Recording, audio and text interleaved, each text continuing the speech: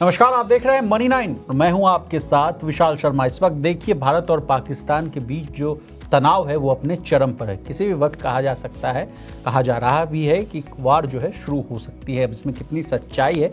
इसी बीच एक ऐसी खबर आ रही है कि पहलगाम टेरर अटैक के बाद पाकिस्तान पर भारत ने व्यापार पर प्रतिबंध लगा दिया था, यानी कि ट्रेड जो है, कहा गया कि अब ट्रेड नहीं होगा।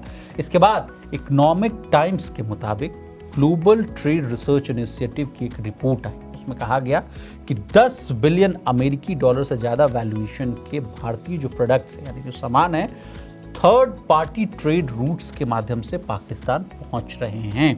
अब क्यों पहुंच रहे हैं, इसकी क्या वजह है, क्या इसके फायदे हैं या नुकसान है? कहा जा रहा है कि तमाम जो बिजनेसमैन है सर, भारतीय सामानों की पाकिस्तान में जो आवाजाही है उसको सुविधाजनक बनाने के लिए दुबई, सिंगापुर और कोलंबो के पोर्ट्स का इस्तेमाल कर रहे हैं।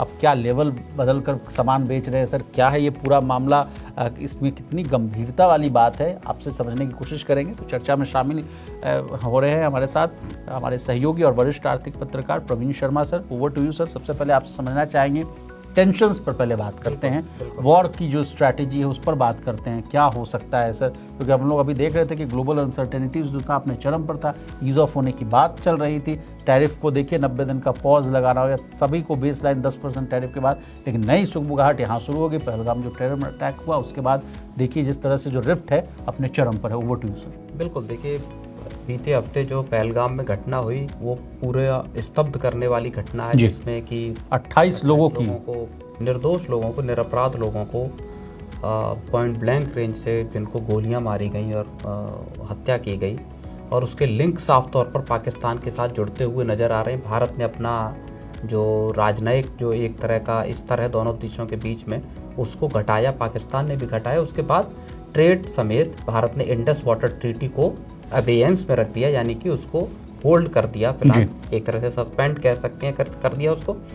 तो बड़े कुछ हुए, और अब जो सबसे ताज़ा जो बयान है वो जो पाकिस्तान के रक्षा मंत्री हैं ख्वाजा आसिफ, उन्होंने कहा है कि भारत किसी भी वक्त पाकिस्तान पर अटैक कर सकता है।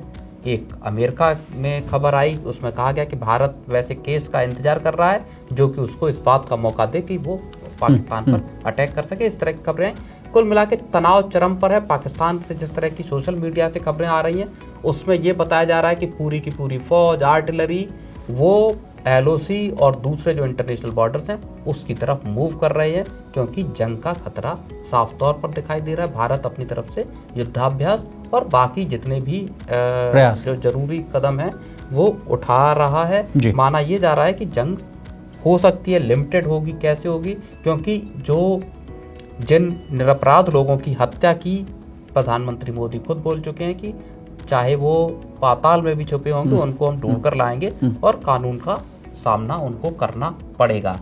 तो दोनों के देशों के बीच में तनाव इस वक्त चरम पे है। एक खबर ये भी आ रही है कि जो भारत है वो इंडियन एयर स्पेस, यानी कि जो भारत की वायु सीमा है, उसमें पाकिस्तानी किसी भी एयरलाइंस को उड़ने की इजाजत नहीं देगा। इस तरह के विचार चल रहा है। होना भी चाहिए सर, जिस तरह से अभी जो मिसट्रस्ट है तो वो तो समझ में आ रहा है। पाकिस्तान ने पहले ही अपना एयर स्पेस बंद कर दिया भारत के लिए। साथ ही साथ भारत जो समुद्री रास्ता है वहां पर भी पाकिस्तान के लिए रास्ते बंद कर सकता है। 7,500 किलोमीटर का हमारा जो कोस्टल बाउंड्री है सर वो है, तो उसको भी सील करने की वो पूरा ये है कि पाकिस्तानी जहाज भारतीय वाटर से नहीं गुजर पाएंगे। इस तरह की तैयारी भारत कर रहा है, उसका भी ऐलान जल्द ही किया जा। लेकिन सर इस सब के बीच में ये कहा जा रहा है कि जब पोर्ट्स जब बंद हैं सर, फिर दुबई, सिंगापुर और कोलंबो के पोर्ट्स का इस्तेमाल कैसे किया जा रहा है सर? ये वाला मामला क्या है? ये दरअसल एक आज की बात नहीं है, ये ओवरऑल आप ऐसे मान के चलिए ये 2019-20 से ये क्रम चल रहा है। अब उसको डेटा से अगर हम समझेंगे तो हमको समझ में आएगी। प्लीज सर, प्लीज बताइए। 2024 में भारत और पाकिस्तान के बीच जो ट्रेड था वो 127% बढ़कर लगभग 1.2 बिलियन डॉलर पर पहुंचा। इससे पहले यानी 2023 में ये ट्रेड 0.5 बिलियन डॉलर था, यानी आधा बिलियन डॉलर ही ट्रेड रह गया था।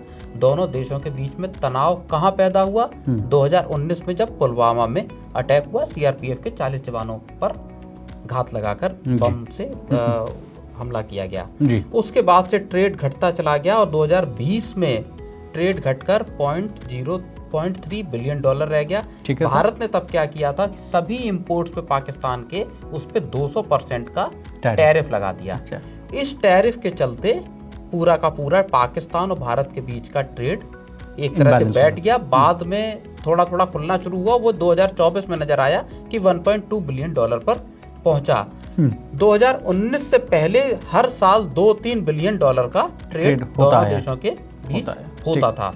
तो ये वो ट्रेड था जो पूरी की पूरी ट्रेड की एक दोनों देशों के बीच कहानी थी, जो कि घटता चला गया। 2019 के पुलवामा अटैक के बाद भारत सख्त हो गया।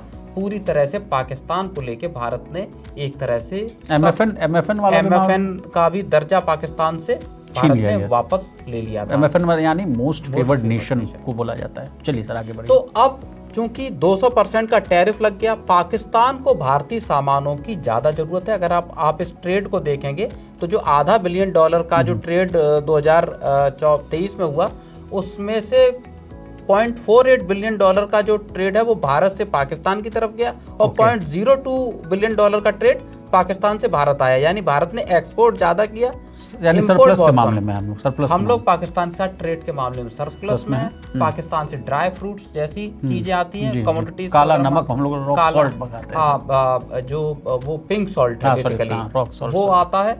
और बाकी ड्राई फ्रूट जैसे कमोडिटी की भारत से बहुत सारी चीजें जाती हैं, स्पेशलाइज्ड चीजें जाती हैं। एपीआई हो गए, ड्रग्स हो गए, आपका फर्टिलाइजर हो गए आपके, और ऐसी बहुत सारी लंबी चौड़ी सामानों की रेंज है। लेकिन तो अब जो GTRI की रिपोर्ट बता रही है उसके हिसाब से यह है कि चूंकि पाकिस्तान को भारतीय सामानों की आवश्यकता है, तो इसमें तरीका ये निकाला गया कि आप एक थर्ड पार्टी को इंक्लूड करेंगे, चाहे वो कोलंबो बेस्ड हो या दुबई या किसी और कंट्री के, वहां के पोर्ट पर भारतीय सामान जाएगा, वहां के ट्रेडर्स के जरिए रीलेबलिंग होगी भारतीय सामान की, और फिर वो ये दुनिया भर में इस तरह के ट्रेड की प्रैक्टिसेस होती है, जैसा चीन अब कर रहा है अमेरिका के साथ ट्रेड को करने के लिए भारत का इस्तेमाल करने की। और बहुत सारे दूसरे देश चाहते हैं कि जिन देशों पर टैरिफ कम है वहां के जरिए सामान को रूट किया जाए अमेरिका, और उसमें लेबलिंग चेंज करके। चीज है, मैं नहीं समझ पा रहा हूँ सर, ये तो बहुत बड़ा इलीगल चीज है। मान लीजिए भारत में निर्मित वस्तुओं के जो सामान बन रहा है उस पर मेड इन UAE का लेबल लगा दिया जा रहा है और उसको फिर पाकिस्तान में भेज देना। तो भाई चीज यहाँ की बनी हुई है, मेक इन इंडिया, और उसको कर देना मेक इन UAE। ये सीधा सौदा है ना, आपका सामान आपका है, आपने वहां भेजा UAE को, या UAE के किसी जो ट्रेडर ने मंगाया उसने उसको लेबल चेंज किया और भेज दिया, उसमें लगा कुछ नहीं, कॉस्ट बहुत ज्यादा नहीं लगी, लेकिन आप सीधा बिना कुछ करे एक आपने ट्रेडर की भूमिका निभाई या एक आपने कमीशन वाले बंदे की भूमिका निभाई, आपको कमीशन मिला और आपने इधर का सामान उधर रूट कर दिया। तो इस तरह से भारत और पाकिस्तान के बीच फिलहाल ट्रेड के रिश्ते चल रहे हैं। जी। तो चलिए सर, इसमें और कोई वैल्यूएबल पॉइंट्स हो तो जिसको हम लोग डिस्कस करना चाहिए, वरना हम लोग रैप अप करते हैं सर। नहीं, बिल्कुल। देखिए, मसला असली अब इस बात का है कि जो एक हफ्ते के लगभग का जो वक्त हुआ है, भारत की तैयारियां युद्ध को लेके चाक चौबंद है। पूरी तरह से युद्धाभ्यास, चाहे नेवी हो, चाहे एयरफोर्स हो या आर्मी हो, अपनी तरफ से पूरी तैयारियों में है। और जैसा कि पाकिस्तान की तरफ से कहा जा रहा है कि भारत कभी भी युद्ध छेड़ सकता है, तो इतना तय है कि सरकार इस बार शांत नहीं बैठेगी। जो निर्दोष लोगों की का जो खून बहा है उसका बदला तो आतंकवादियों को पकड़कर या उनकी किलिंग्स के साथ देखना पड़ेगा। ये सरकार ने जो रिजॉल्व लिया है, जाहिर तौर पर वो पूरा होता हुआ नजर जरूर आएगा। चलिए प्रवीण सर, आपका बहुत शुक्रिया, आपने इन तमाम विषयों को आसान भाषा में विस्तार से समझाया। इसी तरह देश, दुनिया और बिजनेस जगत से जुड़ी तमाम ताज़ा तरीन खबरों के लिए बने रहिए हमारे साथ और देखते रहिए मनी 9।